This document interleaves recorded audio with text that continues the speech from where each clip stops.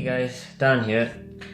Yeah, I feel like I've been putting this off now for way too long, and it's gotten to the point now where my perfectionism is getting in the way of the actual video. So, without further ado, I am going to just do the Sigma 1835 review in this sort of format. I've used this lens extensively for a while now, and all I've got to say is it is an amazing lens, and everyone who gets a chance to work with me and gets a chance to use it, they've all pretty much said it's an amazing lens. And some of these people are people who are in the industry as well. You know, they've been around, you know, Alexas with Pancro lenses, and they've all said it's an amazing lens. So there's one recommendation for you. Anyway, so just a little filler with the lens. Obviously, Sigma have been making waves with this lens, as everybody knows. It is 18 to 35mm focal length. It's made for aps-c size sensors only, though it can work on full frame lenses from, I think, 24 onwards, but you know, still.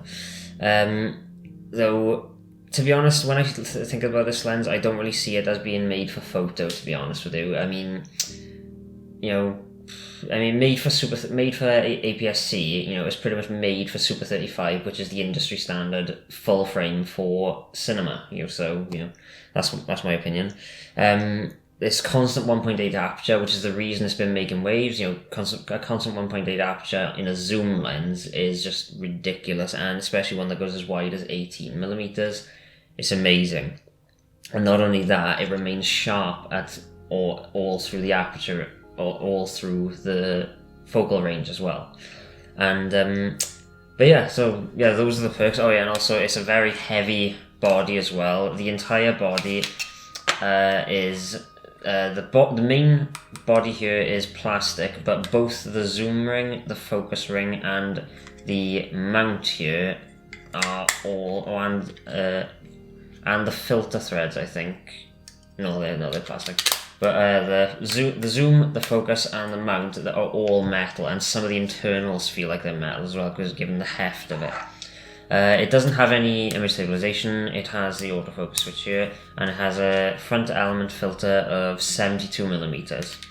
But anyway, now without further ado, now that I've gotten all that information out of the way, the best part of my videos is listing the pros and the cons, and maybe some things that some people may like and others may not, features of the lens. So first of all, we're going to open up with the pros. So pro number one, the constant fast aperture.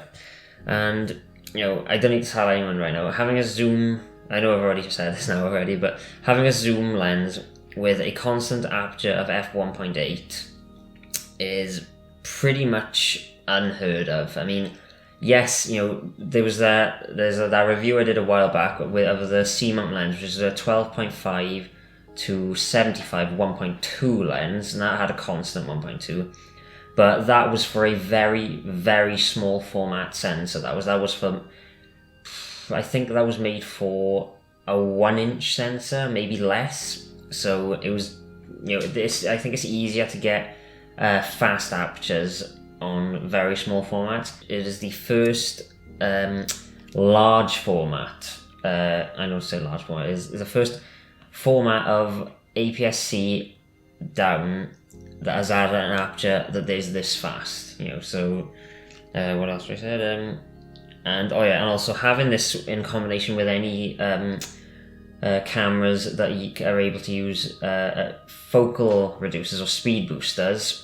You know, on the Blackmagic, for instance, this gets you an equivalent of f1 as far as exposure. You know, the depth of field remains exactly the same. That is something I want to discuss in another video, is going a bit more in depth into focal reducers. But yeah, so, and on the GH4, which I'm currently filming with now, with the Metabones, this will be the equivalent of a 1.2 exposure value. So yeah, brilliant. Pro number two, the sharp image quality. You know, this is one of the reasons that the Sigma art line has been making waves, is they are for some unknown reason, they've changed up the way they make their lenses, and now they are sharp, corner to corner, all across the board, and the art line is insane, and this is no exception. 18 at 1.8, corner to corner, sharp as a pin, and 35 exactly the same, sharp as a pin. Pretty much the sharpness of this, if you want to get a gauge of how sharp it is, a lot of people have seen that the sharpness levels of this lens rival or even surpass some of Canon's L series glass. And if you consider that the glass, the L series glass of Canon very rarely steep below £1,000 or $1,500, a lens that costs £500, surpassing them is pretty amazing if you think about it. Next, premium build quality. Like I said before, the entire thing is basically metal with a plastic ring casing and whatever. I've heard a lot of people complain about the quality of the lens hood, but in all fairness, I'd say this is the best quality lens hood I've had my hands on. I mean, short of being metal, this is only plastic, but it has a rubberized ring around the edge, so you can get a nice grip on it for when you're putting it on and off.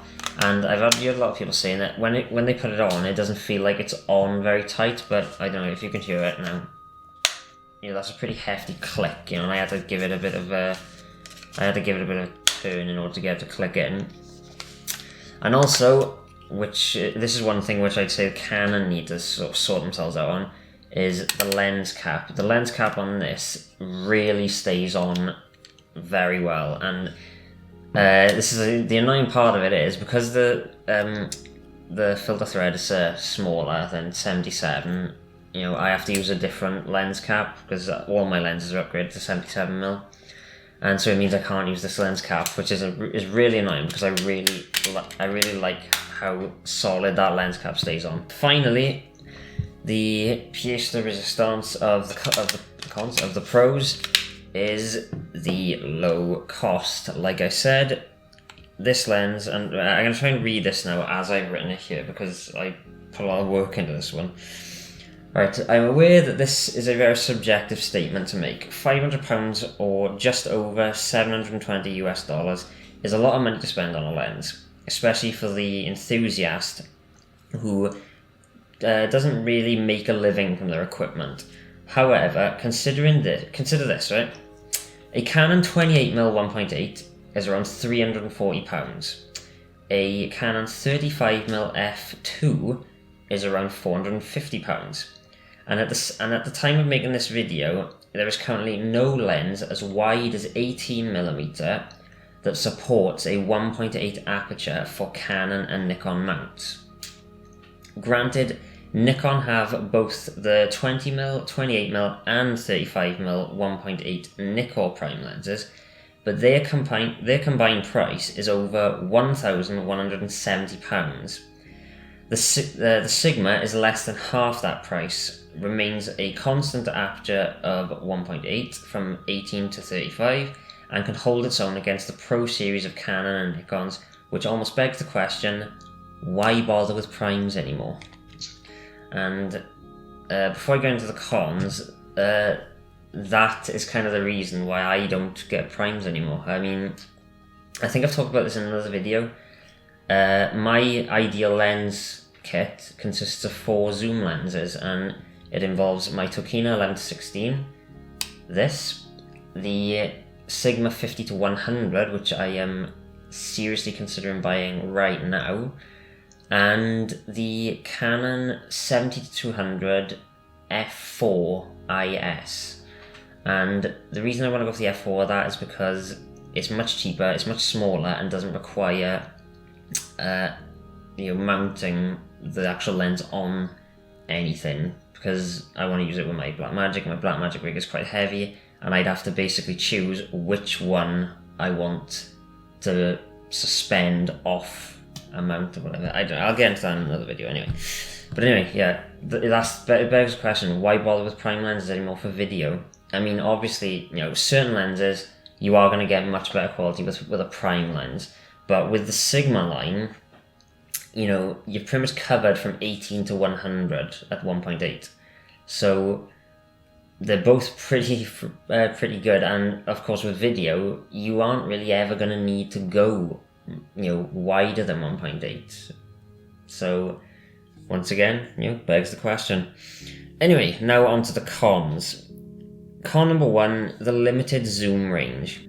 While we can't really complain about the zoom range of this, as this is the first of its kind, it's the first of a super wide, super fast lens format made for larger sensors. It has to be said that it would have been really nice if they had made it an 18 to 50, because then all you'd really need is a 2 lens combo. You could have the 18 to 50, and then you could have a 70 to 200, and you would be set to shoot a wedding. It'd be brilliant, wouldn't it? But I suppose you can't really complain about it all that much. Like I said, it is the first of its kind. In the future, we may see, for all we know, in the future we may see an 11 to 500mm f1.2. But that's wishful thinking. But like I said, first of its kind. Can't really complain about it too much, but it is a bit of an annoyance, to say the least. Right, the next one now, this has an amendment to it, but I'm going to say it anyway. Con number 2, non-parfocal. Now, like I said, there is an amendment to this, so bear with me, right? Again, a feature we can't really complain too much about, seeing as it is a relatively cheap lens for what we're getting. However, given the short focal range, the ability to zoom in and out without losing focus would have made this lens almost perfect. Now, recently I heard reports that this lens actually is parfocal, but only when used on cameras native to the mount. So when you're using this on a Canon body, so an actual, so like a 600D, or these days there was it 80D and 750D and things like that. When you use this on those, it is actually parfocal, so I've heard, and I'm going to put in a few little test clips here now of me using it on my 600D, and it is actually parfocal. It may drift out slightly, but that's only when you go in really close. When you have the camera really close to where your subject is, and because the minimum focus distance changes, I think, between 18 and 35. But it is apparently parfocal. It's only the only time that you lose the parfocal is when you're using an adapter with it. So if you're using the metabones kind of messes with the flange distance, I believe. Because I don't know. It's a strange thing, really, because the metabones, it puts glass closer than it's supposed to the rear element, so it does kind of mess with the focus plane a little bit, but it's only by a slight margin. But so apparently it is parfocal, but not on adapted lenses. And now finally, the list of things that some people may like and others may not, so it's the hit and miss features. The odd filter thread size. Now, like I said, this is more of an annoyance to me, but it may be an annoyance to other people as well. As I said, the filter thread size on this is a 72mm, which for me personally is a bit of an annoyance, because I prefer to use one filter across all of my lenses, or I said one type of filter across all my lenses. So I'd like to just have one size of ND, one size of a polarizer that can work on all of my lenses. So I upgrade all my lenses to 77mm, and I have done so with this as well. But in doing so, it means I cannot use the focus. I cannot use the lens hood, and I also can't use the really nice lens cap. Again, it's not really too much of an issue, but it does, to me, it seems like an easy fix. They could have made it a bit more of a standard size, but like I said, it's just an annoyance to me, really. Anyway, so in conclusion, this is an epic lens, and it's most certainly found a permanent place in my camera bag.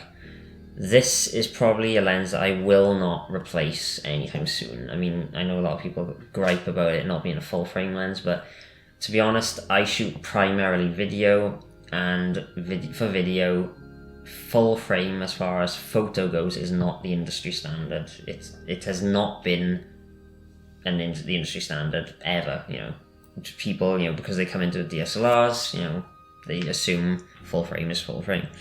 But anyway, for this, I would recommend anyone looking to get a wide angle lens, or even anyone looking to get their first 35mm really fast lens. I would highly recommend you consider this at least, because I started off with the Sigma 30mm 1.4, and now I've upgraded it to this, and even though I'm shooting on the 1.4 right now, this has fully replaced that lens in my camera bag, and I would highly recommend it. This lens is super sharp, it's super fast, it's a nice wide zoom, and at the moment it is pretty much my go-to lens for run and gun type situations where I need to be wide for the most part. So is there anything else I've jotted down? Oh yeah, right, I would highly recommend, if you are considering a 35mm lens, I'd highly recommend you either consider it, or at least go to your local camera shop and ask them if you can try it out on your own camera, just so you can actually experience what it's like using it, because it is a dream to use. The focus ring and the zoom ring have a really nice resistance to them. They're smooth, they're quiet. The heft of the lens can be take a bit to get again used to, but it's nothing. Anyone who's used any of the L series lenses, like the 24-105, it's around that ballpark. I think it may be a slightly bit heavier, but it's not by much. Anyway, I hope you enjoyed this review. Once again, I apologize immensely that it is not in the usual format. I really wanted to make this review a special one because of how special this lens is to my kit. This is the first premium quality lens that I've ever purchased, even though it is only prosumer. But yeah, it was getting way too ridiculous now. I think it's been over a year now since this lens came out. So rather than mess about with it, I thought, let's get it out there now. No one really cares about this lens as much as they did anymore. So anyway, I'm Dan from Dan and Norris Effects, and I shall hopefully see you soon in the next video.